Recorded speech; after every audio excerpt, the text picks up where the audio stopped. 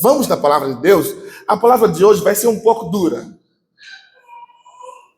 Amém? Amém.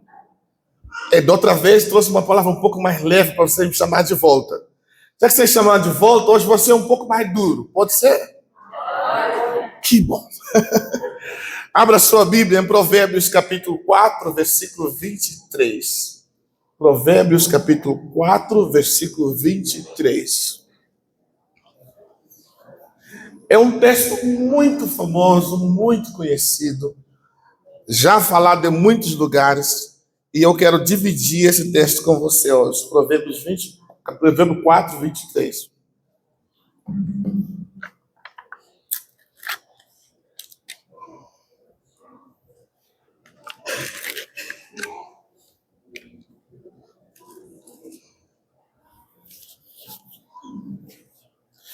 Diz assim: sobre tudo o que se deve guardar, guarda o coração, porque dele procedem as fontes da vida.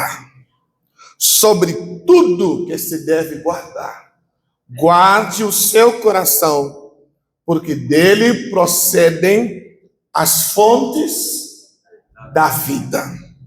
Irmãos, o coração na cultura hebraica é o centro da personalidade. É o que nos define como pessoas. É o que pensamos, é o que sentimos e é o que realizamos.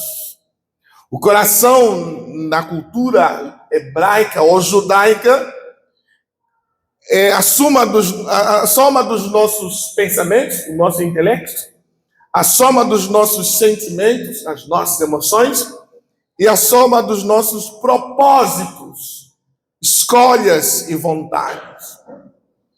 O coração tem sido objeto de várias interpretações errôneas nos nossos dias.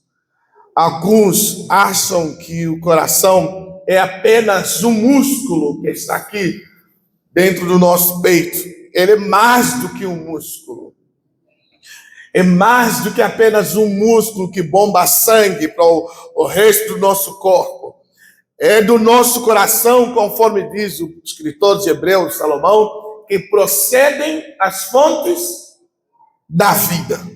Gosto do mesmo escritor, aliás, falando sobre o coração, em Provérbios 27, 9, ele vai ser um pouquinho mais contundente, enfático, para deixar claro o seguinte. Provérbios 27, versículo 19, ele fala: como na água o rosto corresponde ao rosto, assim o coração do homem corresponde ao homem.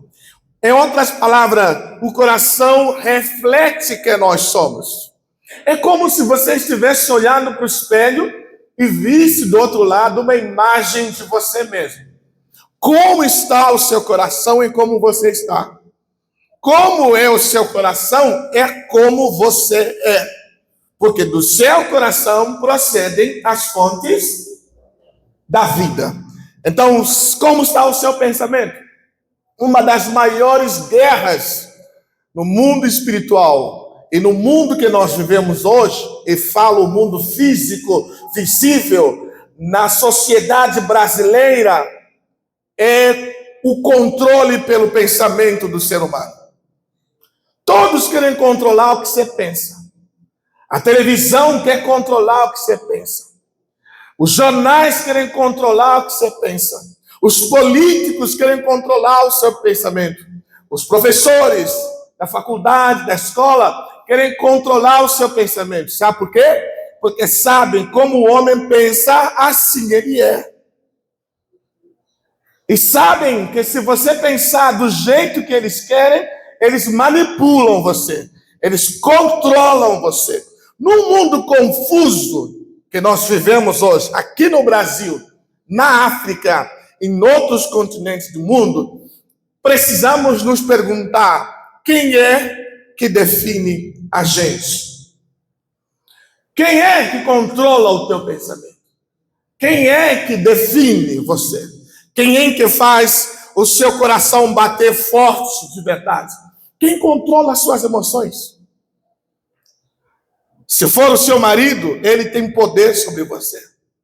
Se for o seu pastor, ele sempre tem poder sobre você. Afinal, quem define a gente é mais poderoso do que nós somos. E nós, seres humanos, somos viciados nos próprios desejos e apaixonados pela aprovação dos outros. Viciados nos nossos desejos nos torna tiranos, porque os nossos desejos são falsos, enganosos e podem nos desviar. A paixão pela aprovação dos outros nos torna escravos dos outros. E passamos a não viver a nossa própria vontade e vivemos a vontade do outro. Eu gosto do apóstolo Paulo, quando ele se apresenta nas suas cartas. 3 coisas ele sempre fala. Paulo se apresenta assim: Paulo, o servo de Cristo, apóstolo de Jesus Cristo, chamado para o evangelho. Eu gosto desta apresentação de Paulo, porque afinal, para eu saber quem me define, eu preciso saber quem sou eu. E quem sou eu depende de quem eu sou, ou a quem eu pertenço. Então Paulo, quando se apresenta, ele fala: eu sou servo de Cristo. A nossa identidade, o nosso propósito está ligado à pessoa a quem nós pertencemos. E nós pertencemos a Deus. Então, quem me define não é a sociedade brasileira, não são os políticos brasileiros, não é a direita nem a esquerda. Quem me define é Deus, e ponto final. Ele quem diz quem eu sou, ele quem diz quem eu devo ser. Então, Paulo tem isso muito claro e fala: eu sou Paulo, servo de Cristo.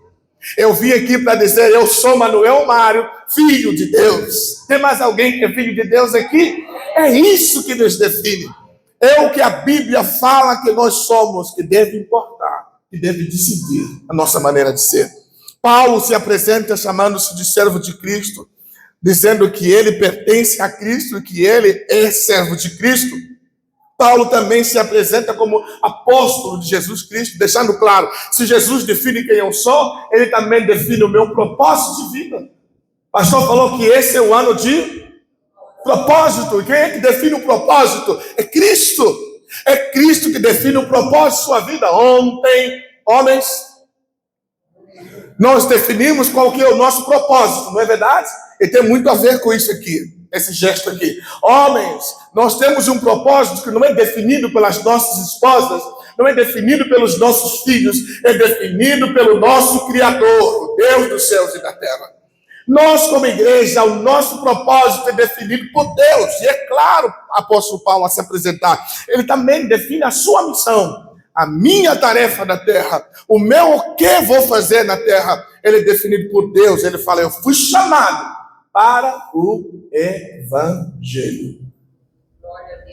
Da outra vez que eu estive aqui, eu falei que a pergunta mais importante que o ser humano precisa responder é: quem é Deus? Antes de qualquer pergunta, você precisa responder essa pergunta. E se nós não sabemos responder essa pergunta, nós estamos enfadados a fracassar. Por quê? Porque a visão correta de Deus nos dá uma visão acertada de nós mesmos.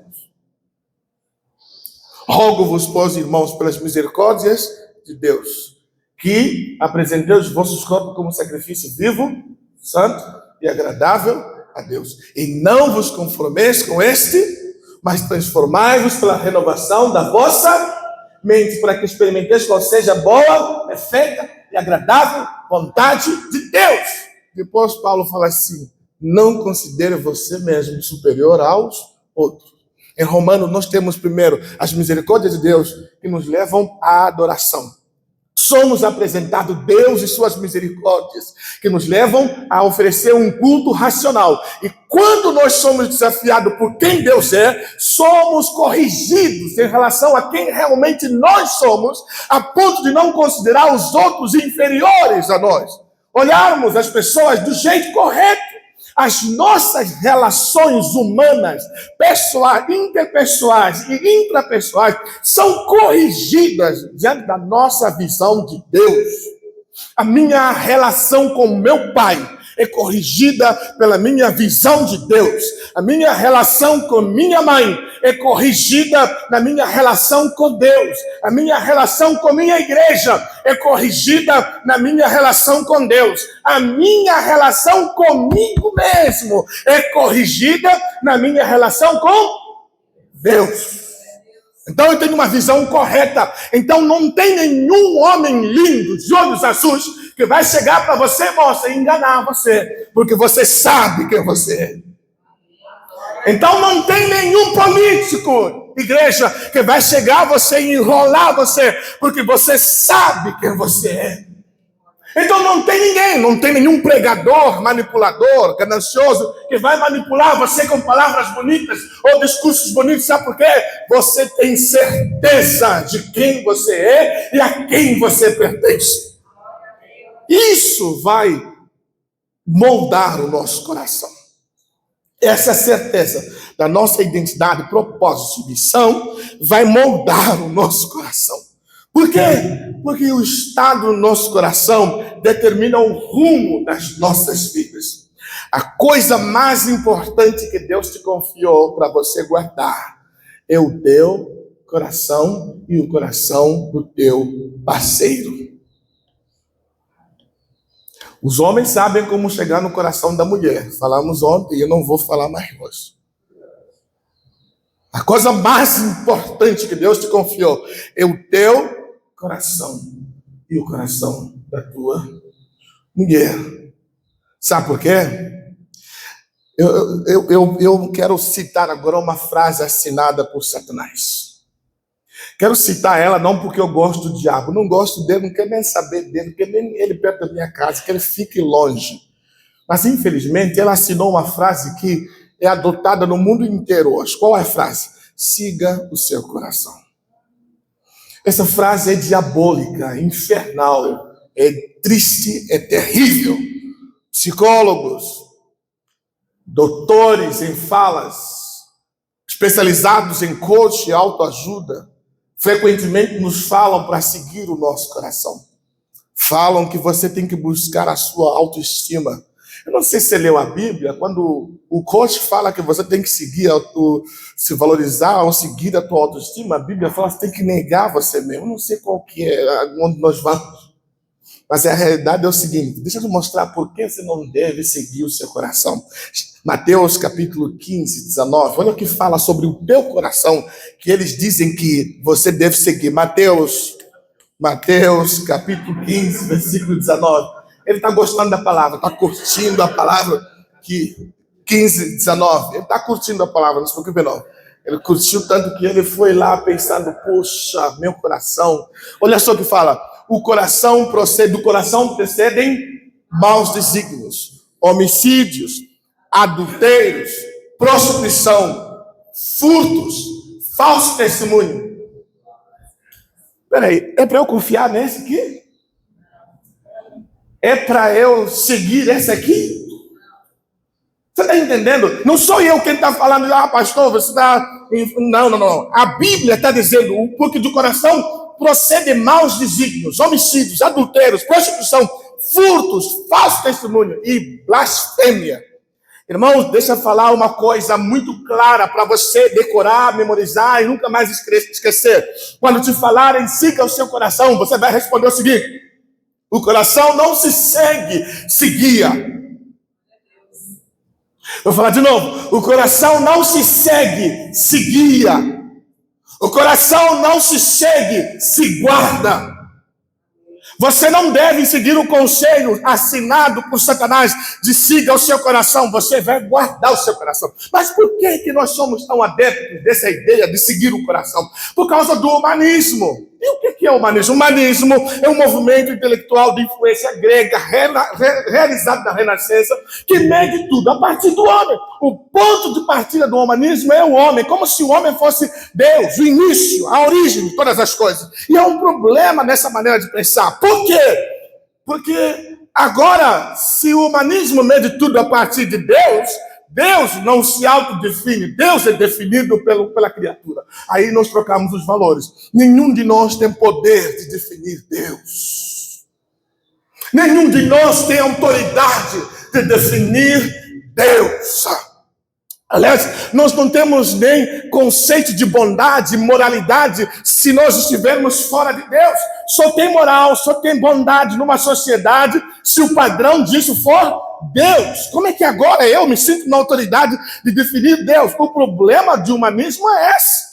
Quando nós pensamos que nós temos essa autoridade no humanismo, e hoje em dia, quando o humanismo nasce na Renascença, nos nossos dias, ele se radicalizou. Nos dias atuais, a ponto de seguinte, no humanismo radical, a verdade individual, a verdade a verdade é individual e o que importa é o indivíduo. Então a verdade não é mais absoluta, ela é individual, ela é minha opinião, é o que eu digo que é verdade. Então, se eu ficar sem roupa e andar na rua, você vier e me mandar vestir, você é intolerante. Porque não é porque no humanismo, quando nasceu, a verdade era social, era definida na comunidade, na sociedade, não por Deus também. Só que hoje, nem social é. Hoje é individual. A verdade é minha. Hoje é esse o problema. Então, alguém chegou para mim aqui em São Paulo, eu desci da rodoviária, entrei no carro de um pastor e eu estava indo pregar numa igreja, quando alguém me faz uma pergunta: qual é a sua opinião sobre o aborto? Aí eu olhei e falei assim: por que minha opinião importa? Aí ele falou: porque você é pastor. Eu falei: não é minha opinião que importa, é o que a Bíblia fala que importa. Quando o humanismo nos faz isso, são opiniões que importam, são sugestões que importam, é o que eu penso que importa. Gente, aí a verdade se torna relativa. O pecado se torna relativo. Então não tem mais pecado, é assim que acontece. Não é mais a história que importa, mas as experiências. Nós temos uma grave consequência disso. Escute bem, não estou fazendo uma crítica a nenhuma igreja, mas escute bem, quando a história não importa mais e a experiência importa, agora Deus não está presente sem experiências. A igreja se torna sensacionalista. Eu fui pregar numa igreja e alguém chegou e falou assim, uma mulher, no final chegou assim, eu era noivo ainda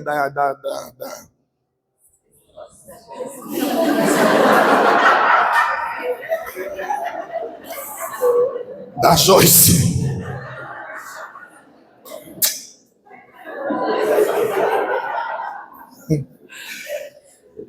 Eu era noivo da irmã Joyce, amor da minha vida. Hoje vamos ter problemas.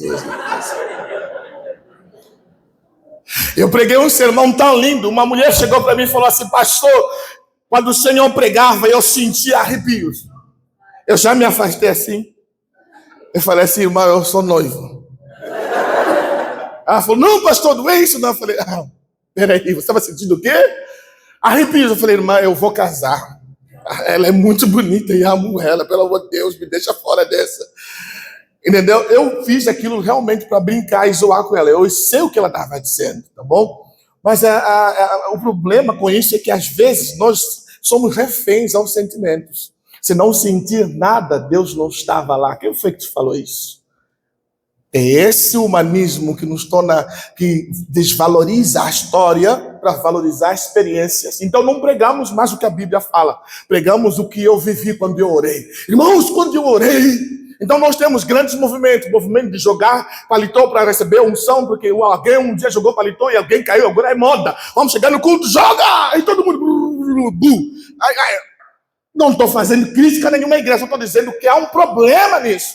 E Paulo corrige isso na igreja de Corinto. A igreja de Corinto era uma igreja sensacionalista. E Paulo fala, cala a boca todo mundo. Quando um fala, todo o mundo ouve. E se tiver quem interpreta um só. Se vocês querem buscar algum dom que seja importante, busquem. Porque a fé, a esperança e o amor. E o maior de todos esse é o amor. Olha só que coisa linda. Então Paulo fala mais importante que falar em línguas, por exemplo. Mais importante que chegar lá na terra. É você amar o seu irmão. O verdadeiro discípulo de Deus é visto no amor que expressa ao próximo. Então o amor não é mais amor nos nossos dias, porque o amor é definido individualmente, não pela Bíblia. Temos problema, porque amor é o que eu digo que é amor. Então, aí o que dizem para nós hoje, outra frase do inferno: todo tipo de amor é válido. Isso não é bíblico. Isso é opinião pessoal de um grupo, e às vezes até de uma minoria. Irmãos, o pecado hoje não é mais bíblico, e não existe mais absolutos. O pecado que antigamente não era bíblico também nessa época, mas pelo menos era cultural, era definido pela sociedade. O que todo mundo concordava que era errado, todo mundo concordava que era errado. Hoje não. Então, qual é a maior consequência disso? Cristo não é rejeitado. Sabia disso? Nos nossos dias não rejeitam Cristo. Eles não negam Cristo, eles negam a singularidade de Cristo. Cristo, para todo mundo, Cristo existiu. Só que quando você fala que Cristo é Deus único, aí já não. Aí a discussão começa. Então vamos abraçar o quê? O pluralismo religioso. O que importa é que todo mundo tem um só Deus. Não vamos discutir doutrina. Não vamos discutir nada. IPI, não, na Assembleia de Deus, não. Todos somos irmãos. Então, muçulmano, Buda, tudo, Umbanda, tudo é irmão. Não é bem assim que as coisas funcionam. Porque a minha Bíblia fala que conhecereis e vos libertará. Então existe um absoluto, existe uma verdade, e essa verdade precisa permear os nossos corações para realmente decidir quem nós somos de verdade. O humanismo trouxe uma consequência gravíssima para a igreja. Ele criou uma outra igreja, a igreja dos desigrejados. Sabe qual é o problema deles? Eles dizem que o problema não está neles, o problema está na estrutura, está na organização. Então temos um grupo de gente que o maior problema que eles têm é a estrutura. Então até ouvi uma cantora famosa falar assim: eu não posso me submeter a nenhum pastor. Nenhum pastor tem autoridade na minha vida. Eu sou crente, eu tenho acesso a Deus. Então está lutando contra a estrutura. Então não pode existir IPI, não pode existir Assembleia de Deus, porque isso tudo é estrutura. Então quem é culpado pelos meus erros não sou eu, é a estrutura que me fez tropeçar.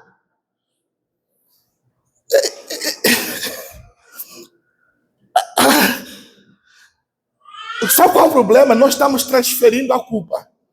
E eu vou te mostrar de quem é a culpa. Coloca para mim em Jeremias 17, 9. Vou te mostrar de quem é a culpa. Olha, Jeremias 17, 9. Antes de você ler esse texto, olha só.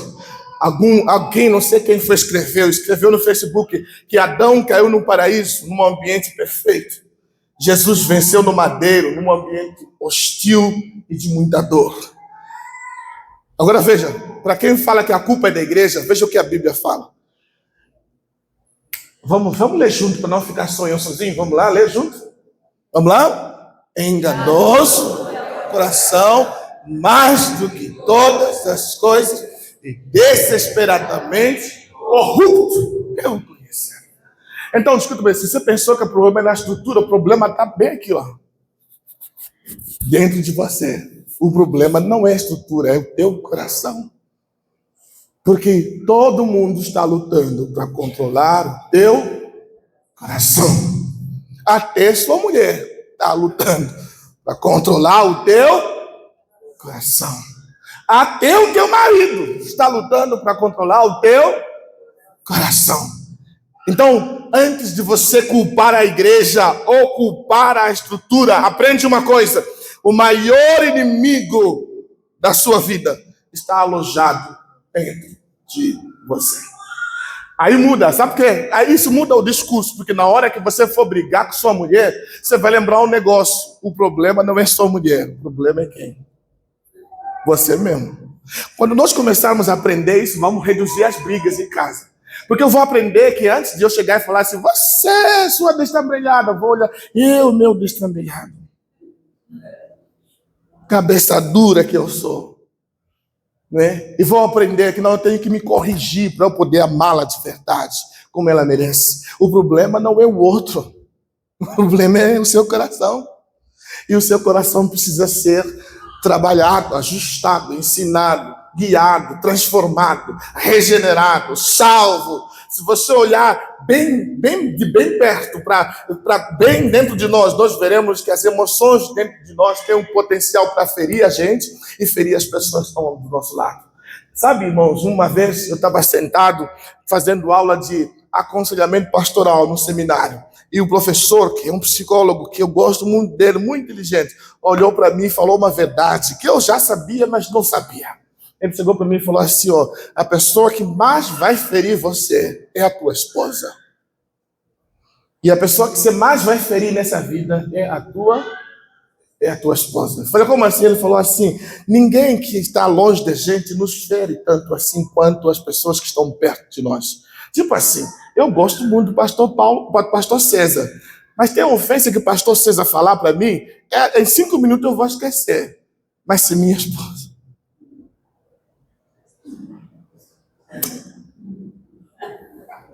Se minha esposa falar, aquilo fica remoendo aqui. Eu contei uma história aqui ontem, esse eu posso contar. Que minha esposa foi lá e mudou o cabelo. A especialidade das mulheres é mudar cabelo e esperar que a gente note. Tipo assim, mudou 3 centímetros. Que homem é esse? Vai notar os 3 centímetros que mudou. Esse homem tem que ser muito bom. Cara, eu acho que eu tinha que tirar foto todo dia de sair de casa da minha esposa. Tá? Eu saio, quando chegar em casa, comparar a foto. É a nova versão. Lá na África você tem que tirar mesmo. A minha esposa sabe disso. Na África tem que tirar porque as mulheres mudam o cabelo o tempo todo na África. Você fica assim, cara, qual que é? Não, você tem que chegar lá, tirar foto, sai de casa, volta e faz de novo foto. Hoje o cabelo dela tá amarelo, amanhã tá azul, depois você fala, rapaz, quem és tu? Então a minha esposa realmente mudou o cabelo. E eu percebi que ela mudou o cabelo, de verdade. Só que eu estava tão corrido na escola, na igreja, num monte de coisa, que não lembrei de falar, olha, ficou bonito. Agora eu percebi porque ela falou o que ela ia fazer no cabelo. Aí, o endemoniado, não, abençoado, do meu irmão, que também é pastor, quando chegamos na igreja, ele fala, cunhada, seu cabelo ficou lindo. Pelo amor de Deus, vai arrumar confusão na sua casa, não na casa dos outros. Meu pai, ele acabou com o meu domingo. Ela olhou para mim e falou assim, né? Você viu? Eu fiquei assim. Chamei meu irmão. Falei, aqui, vem cá, seu infeliz. Toda vez que você quiser elogiar minha esposa, primeiro vem me perguntar se eu já falei. Chega para mim e pergunta, você já falou do cabelo dela? Se eu disser que não, você não fala nada, deixa eu ir lá e falar. Aí um irmão aqui, não vou apontar quem, mas ele é PH, não. Falou que o filho dele coloca nesse tipo de situação também. De vez em quando ele fala, mãe, aí quando a mãe olha para o marido e fala, seu filho viu, Zé? Não estou nem falando de quem foi, né? Gente do céu, a gente tem que ter cuidado, hein? E saber de uma coisa, o problema somos nós. E nós temos que consertar. Então eu que sou homem, a partir de agora tenho que olhar um pouquinho mais. Prestar atenção, tirar foto.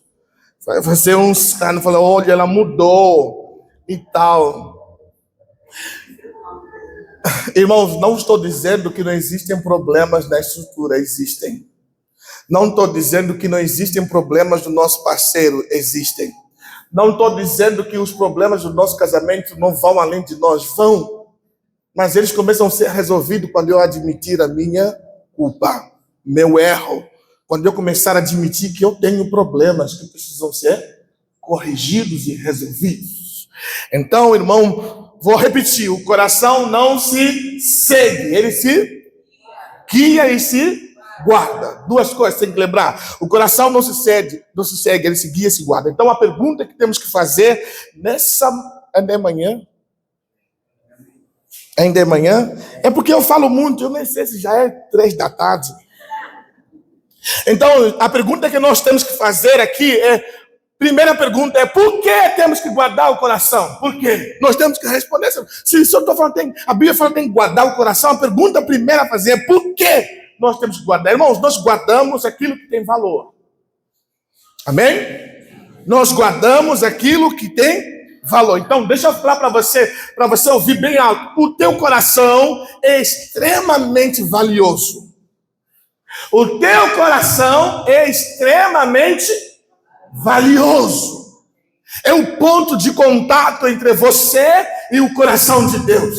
É o ponto de encontro entre você e Deus. O seu coração é aquela ligação que tem entre você e o seu lado espiritual. É esse caminho que Deus encontra para falar contigo, para ministrar na sua vida. Então, ele é extremamente valioso. Porque é no seu coração que a comunhão e a adoração com Deus, ela vai acontecer. Então você acha que o diabo quer que esse coração seja salvo? De jeito nenhum. A Bíblia fala em Romanos capítulo 10, versículo 9, versículo 10, para você ver como o coração é valioso. Para você que acha que o coração, eu vou entregar a qualquer pessoa. Ele diz, em Romanos capítulo 10, versículo 9, versículo 10. Olha só o que ele fala sobre o coração. Se com a tua boca confessares Jesus Cristo como Senhor e em teu coração creres. Então, eu confesso a palavra com a boca, mas a relação, a comunhão, a fé é desenvolvida dentro do meu coração. Se com o coração creres que Deus ressuscitou dentre os mortos, serás. Por quê? Com a boca. Porque com o coração se crê para a justiça e com a boca se confessa a respeito da salvação. Então eu alcanço justiça quando o meu coração é regenerado, ele acredita, ele é transformado. Então o ponto de contato, o ponto de entrada entre você, de Deus na sua vida, é o seu coração. Então é extremamente valioso o coração. Então não dê o seu coração para qualquer pessoa. Não jogue fora, não dê. O seu coração é valioso demais para ser jogado. Veja só, Salmos 51, 19. Davi pecou. Davi é uma pessoa que é uma das personagens da Bíblia que eu tenho um respeito e admiração muito grande. Porque Davi sabia tocar o coração de Deus do mesmo jeito que sabia deixar o seu coração ser tocado por Deus. Então ele fala, em Salmo 51, 17. Então ele fala assim, sacrifícios agradáveis para Deus são e um coração compungido. Olha, nós temos aqui dízimos e oferta. Deus quer tudo isso, quer, mas o que mais toca a Deus não é um dízimo dado de qualquer jeito. Esse povo me confessa só com os lábios, mas o seu coração está longe de mim, falou. Ela fala o que agrada a Deus, um coração compungido, quebrantado, um coração que se joga. Esse salmo é o salmo que Davi está confessando os seus pecados. Deus tenha misericórdia de mim, é que como ele começa. Purifica-me, ele chega assim, Deus, não me retires da sua presença. E ele fala, olha, o que realmente agrada a Deus é um coração compungido, um coração quebrado, um coração que Deus pode tocar, pode residir. Então, por que nós devemos guardar o coração? Porque ele é extremamente valioso. Segundo, por que nós devemos guardar o coração? Temos que voltar para o texto de Provérbios, capítulo 4, versículo 23. Ele fala o que sobre o coração? Dele procedem as fontes da vida. Eu acredito que todo mundo sabe aqui que todo rio tem uma fonte, não é? Amém? Qual é o melhor jeito de você contaminar um rio? Na fonte. Você vai na fonte e contamina. Aí o que vai acontecer? A fonte vai espalhar todo o veneno pelo rio inteiro. Aí os peixes morrem e tudo isso vai acontecer. Qual é o melhor jeito de o diabo acabar com você? Contaminar a fonte. Qual é o melhor jeito de Deus trazer felicidade e alegria na sua vida? A fonte. Então olha o que o texto fala, guarda o teu coração, porque dele procedem as fontes da... Se o seu coração não estiver saudável, a tua vida não está saudável. Mas é igual assim, vou te explicar dando um exemplo esdrúxulo. Se você é homem, se você é homem, acordar mal-humorado, Na tua casa não muda nada isso. Não afeta ninguém. Você acordou mal-humorado, não vai afetar ninguém. Mas se a tua esposa acordar mal-humorada, toda a família vai ser afetada. Os filhos, tudo. É assim, é como se é como se a esposa fosse o seu coração. Quando o seu coração está machucado, o resto na sua vida vai ficar machucado. Então você precisa guardar a fonte, proteger a fonte, não deixar a inveja entrar, não deixar o ciúme entrar, não deixar a porfia entrar, não deixar a maledicência entrar, não deixar a fofoca entrar. Você tem que guardar o seu coração. Se alguém vier falar, você fala fofoca contra o seu marido, você fala com minha mão, não quero ouvir, não quero... Você tem que defender o seu coração e impedir que coisas ruins entrem no seu coração para não afetar o resto de sua vida. Porque se o seu coração estiver ferido, o seu casamento fica ferido. Se o seu coração estiver ferido, a sua família fica ferida. Se o seu coração... Esses dias eu estava num culto de pastores e o pregador falou uma frase que eu concordo plenamente. Ele falou, pastor não pode se ofender. Quem concorda comigo? Imagina um pastor que sempre se ofende. Ele vai mandar fogo. Aí ele deu um exemplo que é maravilhoso. Ele falou assim, um dia os jovens ficaram zoando com Eliseu. O Eliseu se ofendeu. O que aconteceu com os jovens? Morreram. Então ele falou assim, pastor não pode se ofender. Realmente o coração do pastor não pode se ofender. Porque a igreja vai realmente tentar ofender o pastor. Às vezes até involuntariamente o pastor tem que ser firme. Oh Deus, 1, 2, 3, 4, 5, 6, 7. Oi, irmã, tá tudo bem? E sorrir de novo. É difícil, pastor.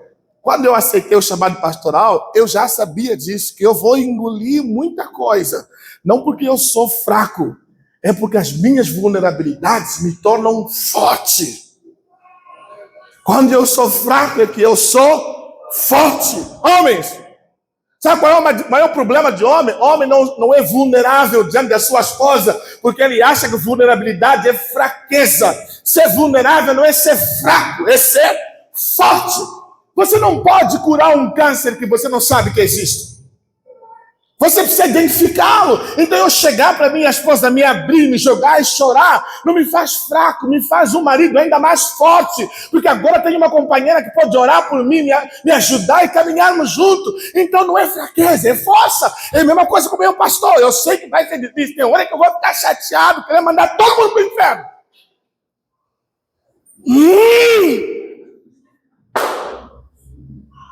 Mostrar minha vulnerabilidade. Sem ser fraco, mas sendo forte. Sabe? É nesse momento que o pastor tem que olhar e falar como Jesus perdoa eles. Porque eles... Perdoa a minha Priscila, Deus, porque ela não sabe o que faz. O pastor pai falando para papai.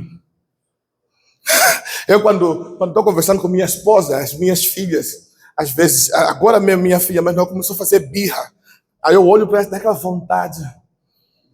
Você conta, você olha, tem 1, 2, 3, você fala, rapaz, se eu der uma chapada aqui, o conceito dela chega aqui agora. Mas dá aquela vontade. A minha esposa, quando ela era só minha esposa, sem ser mãe, ela falava, meus filhos nunca vão fazer birra em público. Eu falava, tá bom. A primeira é uma lady. A Maria Júlia, assim, você olha para ela, você fica até assim, Deus do céu, que menina é essa? Ah, Loíse? O tratamento de Deus vem através da Loíse. Eu falo, quero ouvir. Você fala de novo? Ela não vai fazer o quê? E ela já começa a sair da alma, do corpo. Aí ela quer quebrar tudo. Eu falo assim, amor, deixa eu falar um negócio para você. Você foi criança. Ela nunca foi adulta. Você tem que lembrar disso. Então, eu como pastor sempre lembro disso também. Eu sou pastor, estive no lugar dela. Mas ela nunca esteve no meu lugar de pastor. Então, vou relevar. Então, eu sempre falo para você tem que lembrar disso. Você foi criança, você. Ela nunca foi adulta, então ela não tem habilidades que você tem de controlar as emoções. Então, quem tem que se controlar aqui é Você. Meu coração tem que ser controlado. Por que nós temos que guardar o nosso coração? Porque ele está sob ataque constante. Coloca agora o primeiro livro de Pedro, capítulo 5, versículo 8, versículo 9. Olha só o que Pedro fala. Sede sóbrio, vamos ler juntos? Sede sóbrios e vigilantes. O diabo, vosso adversário, anda em derredor como leão que ruge, procurando alguém devorar. Guarda o teu coração, porque o diabo também quer ele. E eu estou falando, por exemplo, agora, você jovem, levanta a mão assim, jovem. Vocês vão para a faculdade ou já estão na faculdade. Vocês vão perceber como é que o diabo também quer o vosso coração. Vão bombar vocês com muitas ideias na faculdade. Vai ser difícil. Muitos pensamentos virão. Mas escute uma coisa. O teu coração pertence a Deus. Você vai proteger ele. Você vai guardar ele. Coloca Salmo 19, versículo 14. Ele fala aqui: as palavras dos meus lábios e o meditar do meu coração sejam agradáveis na sua, Senhor, rocha minha e redentor meu. Agora vamos responder a última pergunta antes de sairmos para almoçar. Eu podia até falar para você me pagar uma picanha hoje. Não vou falar porque já estão fazendo uma feijoada para mim. Uau, que sofrimento, pastor. Deus é cuidador, né, de nós. Eu cheguei aqui, um amigo que mora aqui em Osasco me falou assim: pastor, você gosta de feijoada? Eu olhei para Maria Júlia e falei: mas Júlia, o que você acha? Falei: nós gostamos de feijoada.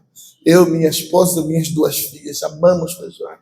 Então, no domingo, depois de acabar o culto, sai correndo. Lá em casa vai ter um panelão de feijoada. Eu falei: olha, eu faço esse sacrifício. Eu até cogitei a ideia de sair daqui, como fiz no outro domingo, correr para a rodoviária, para São Manuel. Eu falei: não tem nada a fazer em São Manuel. Aqui tem feijoada? Uai.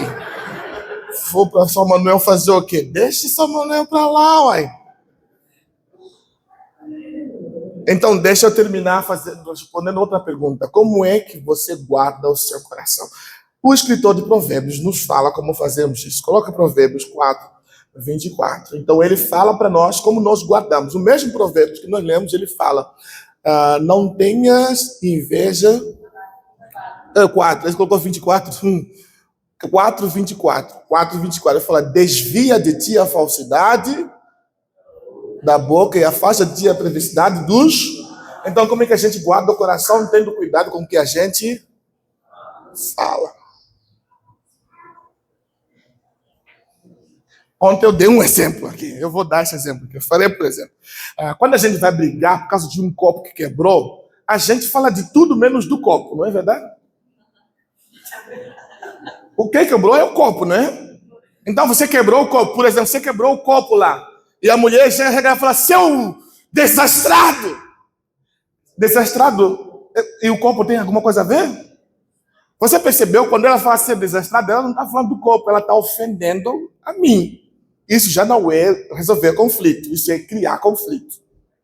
É o que a gente faz, a gente desvia o foco. Então a nossa boca, ao invés de falar assim: nossa, amor, puxa, o copo quebrou, né?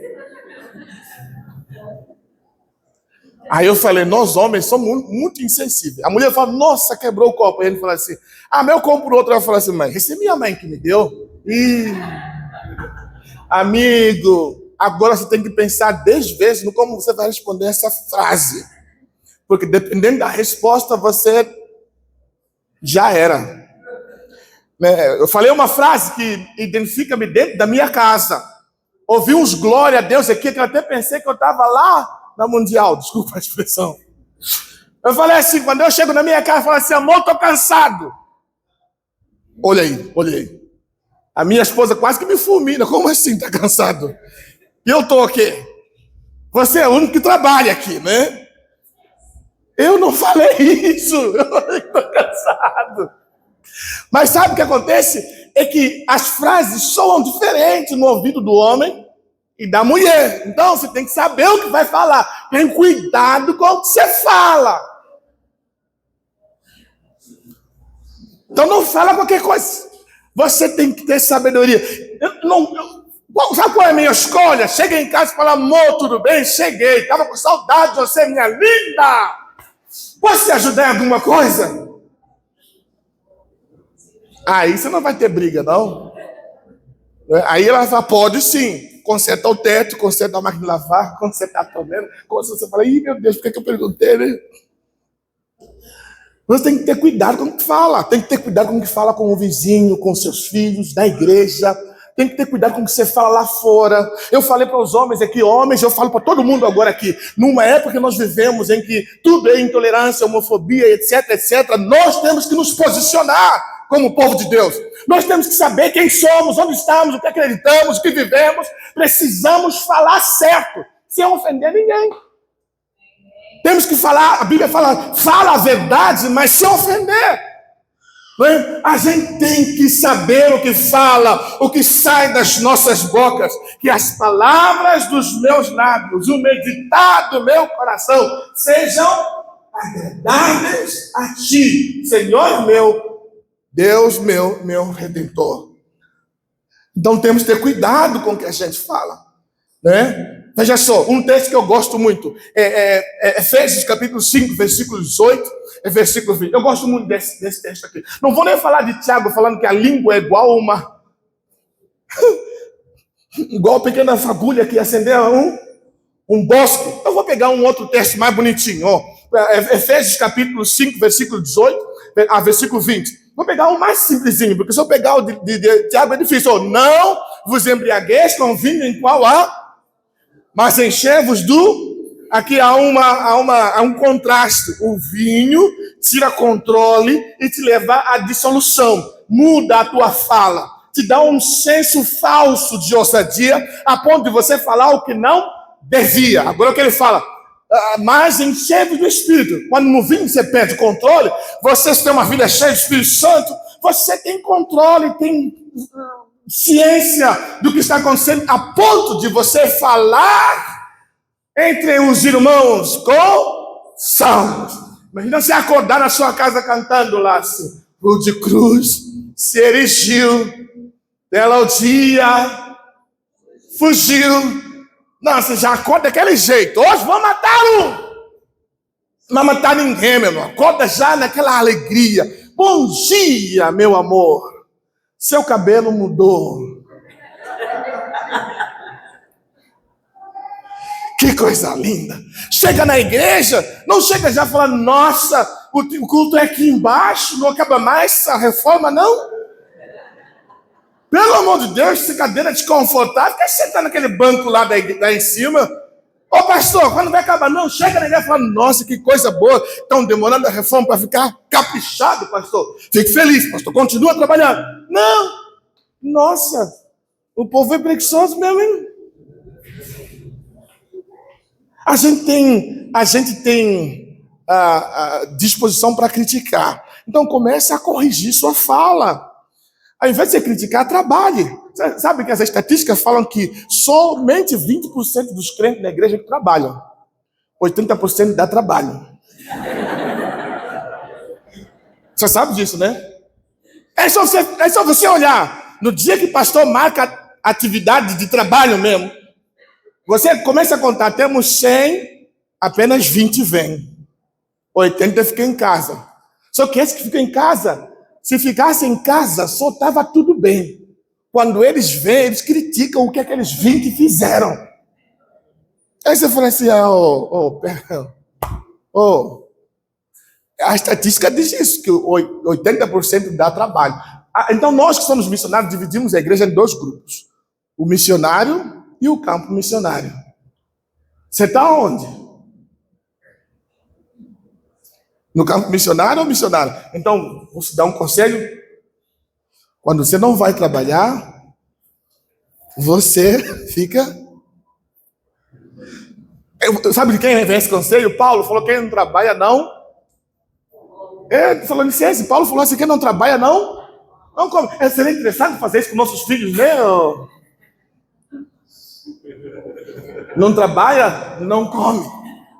Seria interessante, né? Paulo fala isso. Quem não trabalha, não come. Como é que eu guardo meu coração? Primeiro, tem que falar coisa direita. Então, Paulo aconselha a fazer o quê? Ao invés de você brigar, fala hinos, louve a Deus, não é? Então, ao invés de você ficar brigando, vamos falar salmos, vamos falar hinos, vamos cantar louvores. Entra no carro, o motoqueiro te faz aquela ultrapassagem, você tem vontade de falar ao filho, você fala, ô Filho de Deus, maravilhoso és. Sério. Quando a mulher ou alguém que vai fofocar e falar da sua vida, você fala, toma conta toma conta da tua vida. Você tem que saber, olha só, irmão. Segundo, olha só, o mesmo provérbio, versículo 25, versículo 24, 4, 25, ele fala, primeiro, controla a sua língua, você guarda o seu coração, tendo cuidado com o que você fala. Segundo, você guarda o seu coração, Efésios 4, 25, já estou terminando, irmãos, daqui a pouco nós vamos comer, me desculpe aí, pastor, extrapolar um pouquinho. 4, 25 fala, os teus olhos direito e as tuas pálpebras, os teus olhos olhem e as tuas pálpebras. Então, se eu tenho que ter cuidado com o que eu falo, também tenho que ter cuidado com o que... Então, no celular.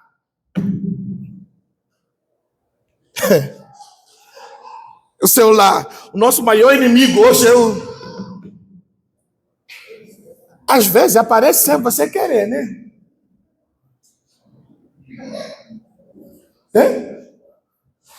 Não é verdade, irmão?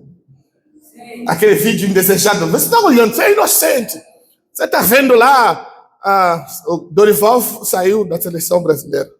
De repente, Aí você fala, não, irmão, não foi, eu não queria ver. Apareceu por acidente. Dizem que o primeiro olhar é acidente.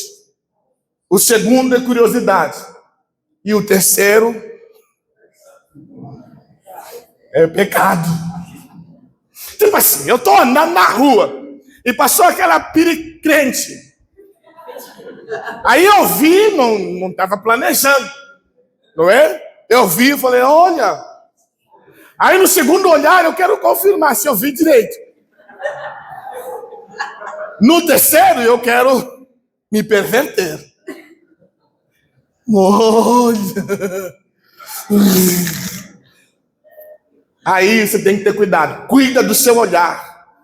Amém? Amém. Cuidado com o que você olha na televisão, no celular. Cuidado com o que você olha na rua. Cuidado com o que você olha dentro da igreja. Se a gente quiser, a gente acha. A minha esposa é especialista em achar cabelo nas comidas do restaurante. Aí esses dias eu pedi um prato de comida, uma feijoada, não foi? Na sexta-feira. Chegou lá a feijoada. Em São Paulo, você acha tudo madrugada. Chegou lá a feijoada. Tô comendo a feijoada, tão feliz. De repente ela acha um cabelo assim desse tamanho. Aí ela falou assim, cabelo. Eu falei assim. E ela perguntou, por que sempre eu que acho? Você sempre procura. Se não procurar, nós vamos comer feliz. Pelo amor de Deus, para de olhar os cabelos e come só, meu amor. Deixa a gente ser feliz. Oh, mas esse negócio de procurar me salvou uma vez, tá, irmãos? Eu estava fazendo viagem de São Manuel para o aeroporto de Guarulhos. Eu ia pegar um missionário lá da África. E eu fui com um amigo. E a gente tinha dinheiro só para o pedágio. E cada um tinha apenas R$50 para comer durante o trajeto. Aí chegamos, nós não sabíamos, ninguém nos avisou. Desavisado, paramos na Quinta Marquês. Aqui na entrada de São Paulo. Pô, ninguém falou para nós que o negócio é difícil aí. Aí nós entramos, fomos enganados por aquelas letrinhas, sabe aqueles preços que você não percebe? O preço da picanha, eu falei, hoje tá barato demais esse trem. Gente, eu servi picanha com vontade. Ele também serviu picanha com vontade, só que ele foi mais, assim, ele quis mais coisa. Pegou um pedacinho de lasanha, botou lá, o prato estava cheio. Quando fomos pesar, o prato dele dava R$180. Falei assim, amigo, o meu era menor, mas já estava assim, se Deus já passou o nosso orçamento. O meu deu R$ 80. Aí eu já parece, vai ser aqui a gente vai voltar daqui. Não tem como pagar o pedágio, não tem como fazer essa viagem. A gente, vamos comer. Sentamos, comemos. Eu comi todo o meu prato, estava felizão sentado. Ele ficou, quando ele faz assim a lasanha, um cabelo gigante. Nunca agradeci a Deus como naquele momento por um cabelo. Cabelo gigante. Ele olhou o cabelo e ele perguntou para mim, o que eu faço? Eu falei, o que você faz? Chama gente. Chama o garçom agora. Que esse cabelo é ungido, é santo. Ele já, por favor. Aí o garçom veio e falou, vou chamar o gerente. O gerente veio e falou assim, olha, vocês não precisam pagar o que vocês comeram. Pô! Falei, Deus é bom demais, gente. Uai, isso só acontece com o missionário, tá? Tenta fazer isso quando a menina acontece. Eu falei, Deus é bom demais, gente. O cabelo, o cuidado de Deus estava no cabelo. Falei, Jesus maravilhoso. Aí o gerente falou assim, se vocês quiserem comer de novo, vocês podem servir, mas eu falei assim, aí eu perguntei, é de graça também? Ele falou, não, vocês pagam. Eu falei, não precisa não. Aí, meu irmão, sobrou os R$100. A gente saiu sorrindo. Ainda compramos uma água com gás extra só para fingir. Pô, tem que ser chique agora. Agora, quando a gente sai para lá fora, a gente presta uma atenção numa coisa que a gente não tinha prestado na atenção na entrada. Só tinha Lamborghini parado ali. Eu falei, eita Jesus, a gente não olhou esse negócio aqui. Lamborghini, Watuat, um helicóptero. A gente foi tirar foto do helicóptero. Tá. E corremos para o aeroporto. Chegamos no aeroporto, pegamos o missionário falou assim, ó, tô com fome, falou assim, espera chegar em São Manuel. A gente não para lugar nenhum, não, mas aprendemos a lição. Deus cuida até num cabelo. Né? Mas esse aí nós não procuramos, não, viu? Com minha esposa. Toma conta da tua vida. Entendeu? A Bíblia fala o que é sobre os olhos. Mateus 6, 22, 23. Os olhos são a candeia do corpo. Mateus, são os teus olhos a lâmpada do... Se os teus olhos forem bons, volta.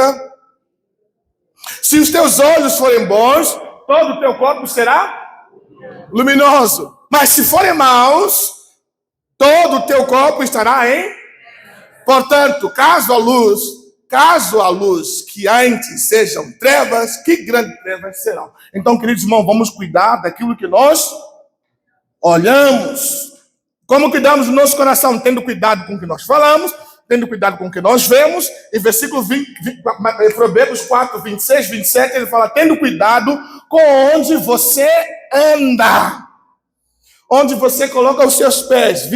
Provérbios 4, 26, 27. Você tem que ter cuidado com onde você coloca os seus pés. Ele fala, pondera a vereda dos teus pés, e todos os teus caminhos sejam retos. 27, ele fala, não declines nem para... Eita, não é política não, tá? Mas ele fala, não vai nem para a direita, nem para a esquerda. O teu pé tem que se desviar do mal. Então, quando tudo não estiver bem, onde é que você vai? Na casa de Deus. Quando as coisas estiverem ruins, onde você vai? Dobra o joelho. O lugar mais alto que você pode subir é aos pés do Senhor Jesus Cristo. Porque aos pés de Jesus Cristo ninguém morre, não. Aos pés de Jesus nos encontramos vida, esperança, paz e alegria. Levaram uma mulher que foi encontrada em adultério para os pés de Jesus e esperavam que Jesus a condenasse, mas quem está aos pés de Jesus não encontra condenação, encontra graça, perdão e misericórdia. Jesus fala, onde estão os teus acusadores? Eu também não te acuso. Não, vai em paz e não peques mais. Então, onde você vai colocar seus pés? Na nossa época, um dos lugares que mais procuramos quando o nosso pensamento está confuso é o psicólogo. Não tem nada contra o psicólogo, é o trabalho dele e ele está fazendo corretamente. Quando você vai no psicólogo, ele ajuda você a colocar os seus pensamentos em ordem, porque afinal de contas, nós somos confusos, nós somos seres desorganizados. E o pensamento é a arte de pensar, chama-se inteligência. Então, quando você não exercita o pensamento, você não está exercitando a sua inteligência. Então, o psicólogo chega lá e ajuda você a exercitar o seu pensamento, para você enxergar direito e agora você voltar a conduzir sua vida como deve. Mas não tem nada melhor do que a palavra de Deus para fazer isso.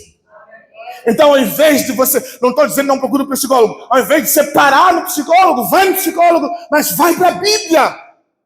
Procure a palavra. Procure a igreja, procure falar as coisas que te edificam, procure olhar as coisas que te edificam. E eu vou terminar te falando a última coisa que você faz para guardar o seu coração. Você guarda o que você vê, guarda o que você fala, tem cuidado com onde você vai e finalmente tem que ter cuidado com o que você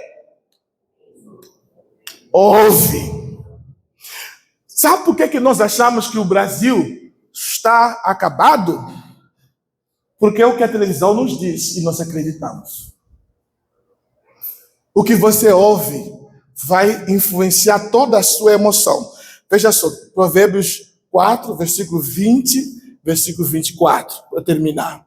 Ele fala, 24, 20 e 22, aliás, queria dizer. Aí, filho meu, atenta às minhas palavras,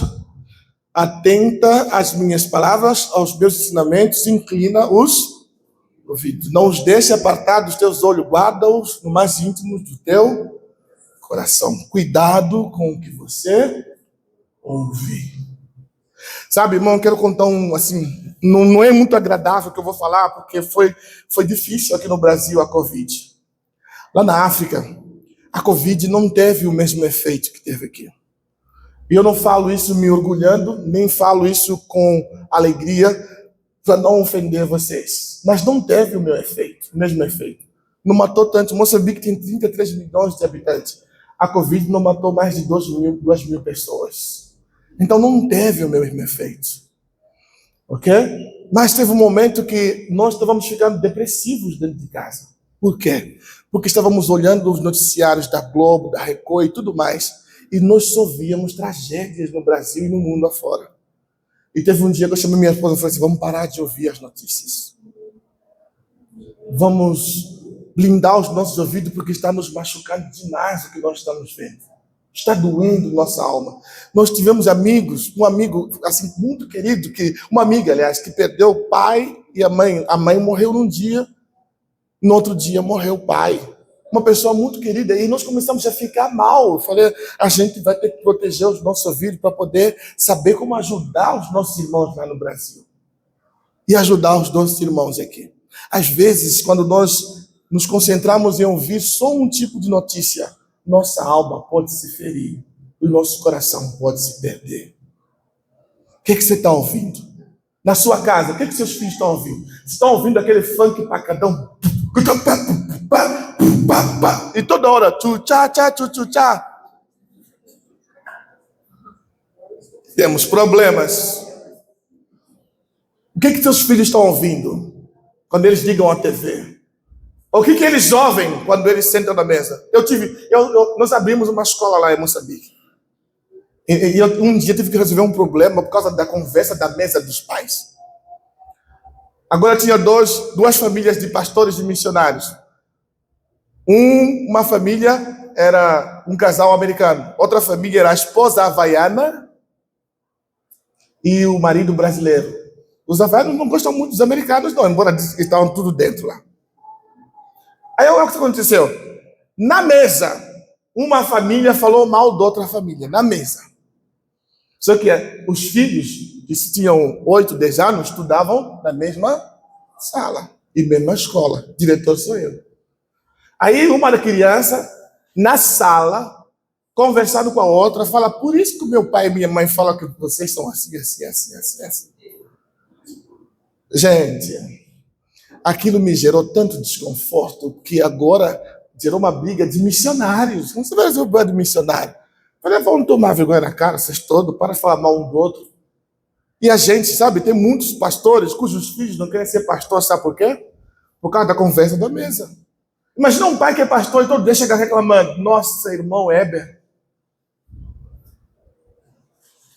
Nossa, irmão Jacinto. Cadê Jacinto? Não, Jacinto.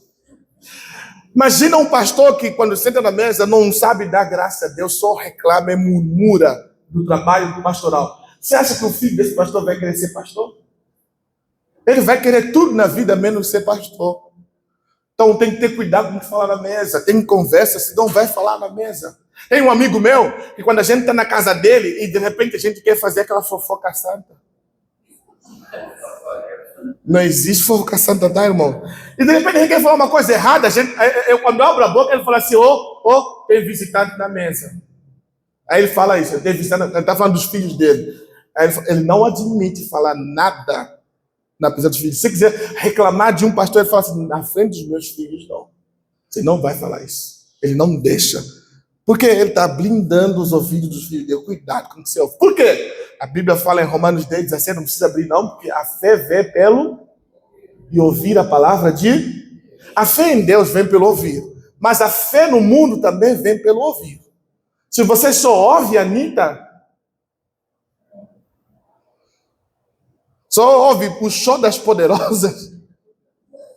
Teve uma igreja neopentecostal que fez uma versão evangélica do show das poderosas. Deus me livre. Hoje em dia tem tudo. Tem pastor Michael Jackson, tem. Então, o que você está ouvindo? O que é que você está escutando? A Bíblia fala, mas Jesus falando sobre as suas ovelhas, falou, as minhas ovelhas ouvem a minha voz. Eu as conheço e elas me conhecem. Porque elas ouvem a voz de Deus. O que é que você está ouvindo? Eu estou ouvindo a palavra do Senhor. Amém? Que Deus te abençoe, pastor.